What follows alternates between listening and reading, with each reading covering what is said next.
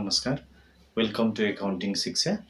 आज मैले class 11बाट accounting सँगसँगै बुक किपिङको क्लियर कन्सेप्टको बारेमा बुझाउन गइरहेको छु।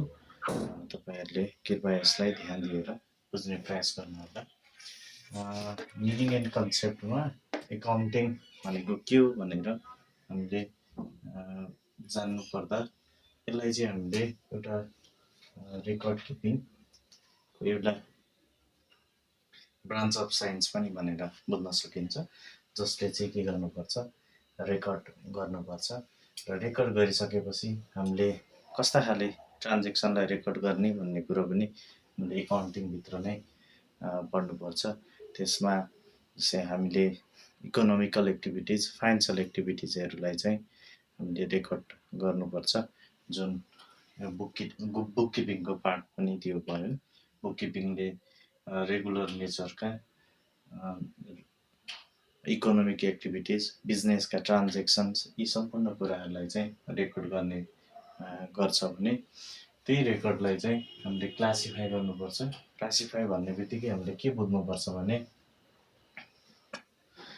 लेजर, हामीले रेकर्ड भनिसकेपछि जर्नललाई बुझिन्छ भने जर्नल भइसकेपछि हामीले लेजर बनाउनुपर्छ।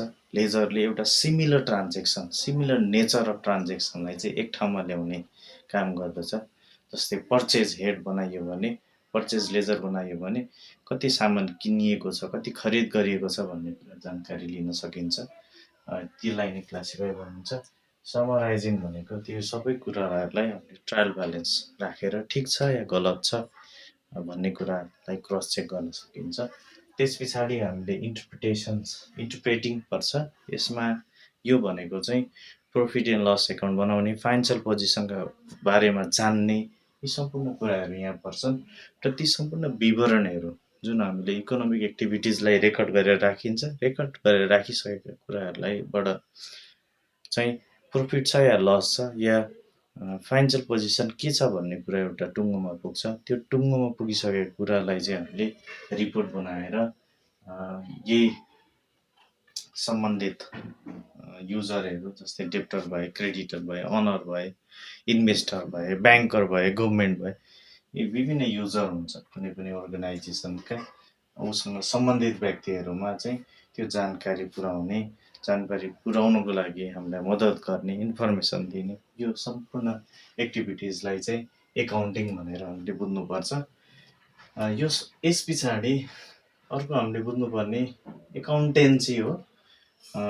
यसमा यो एकाउन्टेन्सी भन्ने बित्तिकै हामीले एकाउन्टिङकै पार्ट भनेर बुझिन्छ।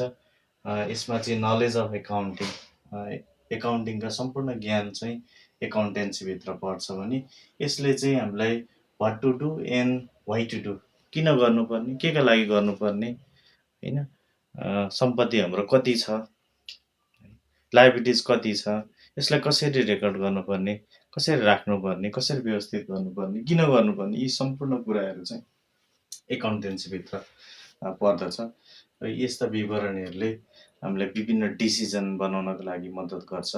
के डिसिजन लिने, कसरी लिने, यी सम्पूर्ण कुराहरू चाहिँ एकाउन्टेन्सीभित्र पर्छ भने हामीलाई अर्को यसको ग्राउन्ड रुट भनेको बुक किपिङ पर्छ। बुक किपिङ पनि एउटा एकाउन्टिङको पार्ट हो, इनिसियल फेज हो। यो सुरुको स्टार्टिङ पार्ट नै बुक किपिङ हुन्छ। बुक किपिङले चाहिँ बिजनेसको ट्रान्जेक्सनलाई आइडेन्टिफाई गर्छ, जस्तै इकोनोमिक ट्रान्जेक्सन या नन इकोनोमिक ट्रान्जेक्सन्स, यी ट्रान्जेक्सनहरूमा भिन्नता गरेर बुक किपिङले चाहिँ सम्पूर्ण इकोनोमिक एक्टिभिटिजहरूलाई रेकर्ड गर्नुपर्छ। यसले बुक किपिङले चाहिँ सम्पूर्ण इकोनोमिक एक्टिभिटिजहरूलाई रेकर्ड गर्ने प्रक्रियाका बारेमा, कसरी रेकर्डलाई अप टु डेट गर्ने, कसरी सबै फाइनेन्सियल ट्रान्जेक्सनहरूलाई रेकर्डमा राख्न सकिन्छ भन्ने कुरामा चाहिँ बुक किपिङले ध्यान दिन्छ भने त्यो रेकर्ड राखिसकेपछि त्यसबाट के निचोड निक्लिन्छ, त्यसलाई कसरी फर्दर क्लासिफाई गर्ने भन्ने कुराहरू चाहिँ एकाउन्टिङमा पर्छ। यो बुक किपिङको नेचर भनेको रेगुलर नेचर हुन्छ। यो प्रत्येक दिन ट्रान्जेक्सनहरू, इभेन्टहरू अर्गनाइजेसन भइरहन्छन्, तिनलाई व्यवस्थित गर्ने, तिनलाई खातामा अ, खातामा लेख्ने, त्यसलाई प्रक्रियामा ल्याउने काम नै बुककिपिङ हो। जस्तै यो रिलेसन हामीले रिलेसनबाट अझ क्लियर हुन सकिन्छ। जस्तै बुककिपिङ भनेको अर्गनाइजेसनको कुनै पनि इनिसियल फेज भयो, स्टार्टिङ पोइन्ट भयो, primary record of all transaction भयो। यसमा इकोनोमिक ट्रान्जेक्सनका कुरा हुन्छन्, हामीले रेकर्ड राख्ने भनेको इकोनोमिक। हामी नन इकोनोमिक एक्टिभिटिजका कुरा गर्दैनौँ, यसमा यहाँ राखिँदैन पनि। यो इकोनोमिक ट्रान्जेक्सनलाई चाहिँ रेकर्डिङ गर्ने, खातामा मिलाएर राख्ने या त्यसको इन्ट्री गर्ने, यी प्रक्रिया चाहिँ बुककिपिङको मातहतमा पर्दछ भने बुककिपिङभित्र एकाउन्टिङ पर्छ है। त्यसपछि रेकर्डेड भएको ट्रान्जेक्सनलाई त्यसबाट क्लासिफाई गर्ने, प्रफिट लस के छ हेर्ने, फाइनेन्सियल पोजिसन के छ त्यो क्यालकुलेट गर्ने, त्यो बुझ्ने प्रक्रियालाई चाहिँ एकाउन्टिङ भन्छ भने यो दुइटै बुककिपिङ र एकाउन्टिङलाई ओभरअल स्टडी, त्यो ओभरअल पार्टलाई एनालाइज गर्ने, त्यसका रिलेसनहरूलाई अध्ययन गर्ने पार्ट चाहिँ या यो सम्पूर्ण नलेज भएको प्याकेजलाई चाहिँ के भन्छ एकाउन्टेन्सी भनेर हामीले बुझ्नु जरुरी हुन्छ। यो एकाउन्टिङ साइकल, त्यसपछि हामीलाई अर्को टपिक भनेको एकाउन्टिङ साइकल हो। एकाउन्टिङको एउटा साइकल छ, एउटा स्टेप छ, यसको प्रोसेस छ। के स्टेप इन्भल्भ हुन्छ त भनेर हामीले एकाउन्टिङ साइकलमा जान्न पर्छ। यसमा पहिलो स्टेप्स भनेको आइडेन्टिफिकेसन अफ फाइनेन्सियल ट्रान्जेक्सन हो। फाइनेन्सियल ट्रान्जेक्सनलाई हामीले आइडेन्टिफाई गर्ने। कतिवटा ट्रान्जेक्सन हुन्छ त, मैले अघिले भने जस्तै इकोनोमिक र नन इकोनोमिक। इकोनोमिक एक्टिभिटिज भनेको जसको भ्याल्यु हुन्छ, नन इकोनोमिक एक्टिभिटिज भनेको जसको हामीले भ्याल्यु युनिट क्यालकुलेट गर्न सकिँदैन। कति खुसी भए, कति माया गर्छ, कति दुश्मन छन्, कति रिसाएको छ, यी यस्ता कुराहरू नन इकोनोमिक एक्टिभिटिजमा पर्छ, जसलाई हाम्रो एकाउन्टले रेकर्ड गर्दैन भने इकोनोमिक एक्टिभिटिज कति कस्ट हो, कति प्रफिट, कति भ्याल्यु हो, युनिट कति हो, कति केजी, कति लिटर, यी सम्पूर्ण क्यालकुलेट गरेर जसको भ्यालुमा आधार गर्न सकिन्छ त्यस्ता नेचरलाई चाहिँ हामीले आइडेन्टिफाई गर्नुपर्छ। पहिला फर्स्ट स्टेपमा आइडेन्टिफाई गरिसकेपछि हामीले के गर्नु पर्यो, सेकेन्ड स्टेपमा रेकर्ड गर्नु पर्यो, जुन जर्नलबाट हामीले गर्ने गरेको छौँ। जर्नल बनाउने, त्यसलाई चाहिँ बुकमा इन्ट्री गर्ने होइन, त्यो प्रक्रिया चाहिँ सेकेन्ड पार्ट छ भने त्यसपछि हाम्रो अर्को थर्ड पार्ट भनेको क्लासिफाई, जसलाई हामीले लेजर पनि भनेर बुझ्न सकिन्छ। जर्नल पछाडि हामी लेजर बनाउँछौँ, क्लासिफाई गर्छौँ, छरिएर रहेको ट्रान्जेक्सनलाई एउटा पर्टिकुलर हेडमा क्लासिफाई गर्छौँ। त्यसले एउटा छोटो समयमा एउटा सजिलो इन्फर्मेसन, एकैचोटि इन्फर्मेसन दिन्छ। कति खरिद गरिएको छ सामान, कति बेचिएको छ, कति एक्सपेन्सेस भएको छ, यी यस्ता जानकारी एट अ ग्लेन्स छिटो छरितो हेर्नको लागि हामीलाई लेजर चाहिन्छ, जुन थर्ड स्टेपमा पर्छ एकाउन्टिङ साइकलभित्र। त्यसपछि हामी ट्रायल ब्यालेन्स बनाउनु पर्छ, जसलाई समराइज गर्ने, त्यो सम्पूर्ण विवरण ठिक छन् कि छैन त्यसलाई हेर्ने, त्यसलाई अलिकति समअप गर्ने, काट्ने, छाँट्ने, चेक गर्ने होइन, क्यालकुलेसन ठिक छ कि छैन, यो प्रक्रिया चाहिँ समराइजिङभित्र पर्छ, जुन हामीसँग भएको टुल्स भनेको ट्रायल ब्यालेन्स हो। यसलाई ट्रायल ब्यालेन्स पनि भनिन्छ। जर्नल बनाइसकेपछि लेजर बनाइसकेपछि ट्रायल ब्यालेन्स पर्छ। त्यस पछाडि एउटा एनालाइजिङ र इन्टरप्रिटेसन्स भन्छ। यसमा चाहिँ हामीले ती विवरण जुन हामीले राखिएको छ इकोनोमिक ट्रान्जेक्सनहरूका, तिनबाट के क्यालकुलेट गर्न सकिन्छ त, अर्गनाइजेसनले नाफा कमायो कि घाटा कमायो कि, फाइनेन्सियल पोजिसन के छ, सम्पत्तिको पोजिसन के छ भने, ऋण कति छ, यी सम्पूर्ण विवरणको जानकारी चाहिँ यो स्टेपको फिफ्थ स्टेपमा आएर हामीलाई जानकारी लिन सकिन्छ, जसलाई हामीले एनालाइजिङ एन्ड इन्टरप्रिटेसन्स भन्छ। यसमा हामीले यो स्टेप्समा यति कार्य हाम्रो रहन्छ भने फाइनल्ली कम्युनिकेसन्स छ, last part of accounting cycle, एउटा साइकल हो। यो नियमित प्रक्रिया भएको कारणले यसलाई एकाउन्टिङ साइकल पनि भनेको हो। यो चलिराख्ने प्रक्रिया हो।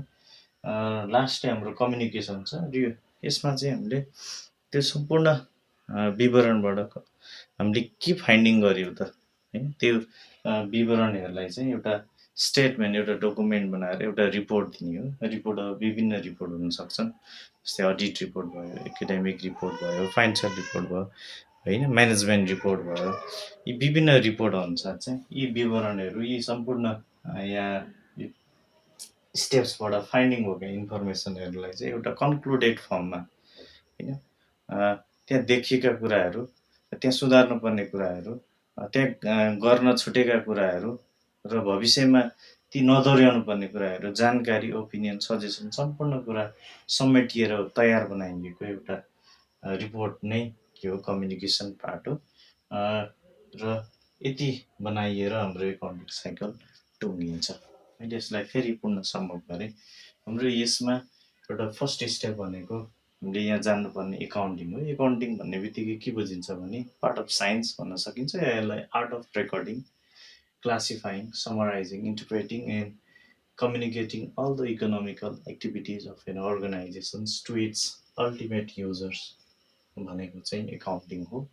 त्यसपछि एकाउन्टेन्सी जुन यहाँ छ, एकाउन्टेन्सी भन्ने बित्तिकै एकाउन्टिङ र बुक किपिङका सम्पूर्ण नलेजहरू चाहिँ एकाउन्टेन्सी भनेर हामीले बुझ्नुपर्छ।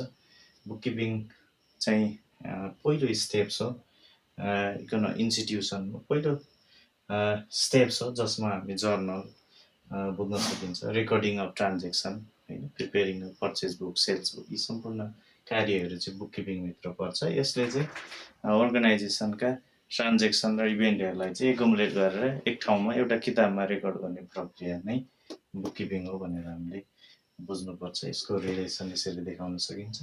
बुक किपिङ एउटा सानो पार्ट छ भने त्योभित्र एकाउन्टिङ पर्छ, र त्यो दुइटै ओभरअल पार्टलाई एकाउन्टेन्सी भनेर हामीले बुझ्न सकिन्छ। एकाउन्टिङ साइकल नियमित प्रक्रिया, यो घुमिराख्ने भएको कारणले यसलाई साइकल पनि भनिरहेछ। एकाउन्टिङका स्टेप्स के हुन् भनेर एकाउन्टिङ साइकललाई बुझ्न सकिन्छ। पहिलो स्टेप हामीले ट्रान्जेक्सनको नेचर बुझ्नु पर्यो, इकोनोमिक, नन इकोनोमिक, त्यसलाई रेकर्ड गर्नुपर्ने, नगर्नुपर्ने, यति फर्स्ट स्टेपमा जान्नु पर्यो। र सेकेन्डमा हामीले त्यसलाई रेकर्डिङ गर्नु पर्यो। रेकर्डिङ गर्नको लागि हामीसँग जर्नल हुन्छ। थर्ड स्टेपमा क्लासिफाई गर्नु पर्यो, लेजरद्वारा सबै ट्रान्जेक्सनलाई क्लासिफाई गर्ने।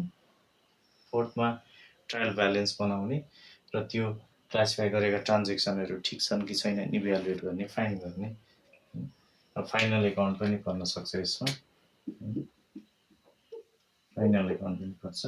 र इन्टरप्रिटेसन पार्टमा, फिफ्थ पार्टमा चाहिँ प्रफिट छ या लस छ, ब्यालेन्स सिटको पोजिसन के छ भनेर यहाँ हेर्न सकिन्छ। र ती सबै विवरणलाई एउटा रिपोर्टको फर्ममा तयार बनाएर विभिन्न युजर हुन्छन्, होइन, गभर्मेन्ट भयो, ओनर इट्सेल्फ भयो, क्रेडिटर, सप्लायर, बायर, होइन, कम्पिटेटर्स, जो सम्बन्धित छ, कस्टमर, त्यो उनीहरूलाई चाहिने एउटा विवरण पत्र नै रिपोर्ट भन्छ। त्यहाँसम्मलाई हामीले इन्फर्मेसन कम्युनिकेट गर्नुपर्छ।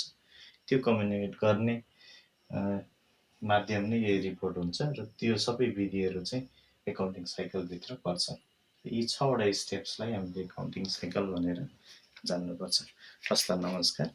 आउने पार्टमा मैले अर्को विषय उठाएर अवश्य प्रस्तुत हुनेछु। Keep watching us, and please increase our subscriber. Thank you so much.